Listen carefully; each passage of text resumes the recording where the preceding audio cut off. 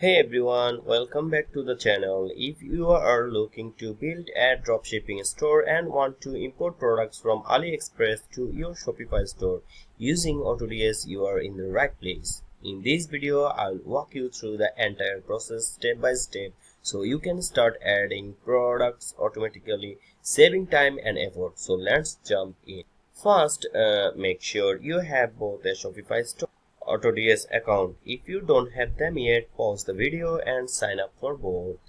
Now go to autods.com and log into your dashboard. Then open your Shopify store. Then go to apps. Then now you can search for AutoDS.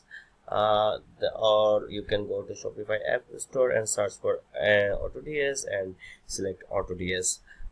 Then you have to install it from here. You will see an option install and then click install again and it will be installed. Then you have to open it. Now after installing the app, now go to your connect your AutoDS account to your Shopify store. Now go to Aliexpress.com and find the product you want to import. On the product page, click on the AutoDS icon from your Chrome extension. A pop-up will appear. Click import to AutoDS. The product is now being sent to your AutoDS drop section. Head back to your AutoDS dashboard. Click on the products. Then go to the drop tab. Here you will see the product you just imported from Aliexpress.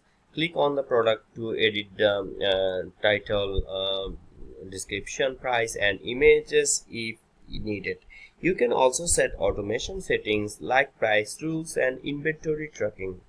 Once you are happy with everything, click import to push the product directly to your Shopify store. Go back to your Shopify dashboard and you will see the product live in your store's product list ready to sell. And that's it. You have now successfully imported a product from Aliexpress to your Shopify store using AutoDS. This process saves you tons of manual work and keeps your inventory in sync automatically. If you found this video helpful, give it a thumbs up, subscribe for more e-commerce tips and drop a comment if you want a full tutorial on setting up AutoDS automation rules.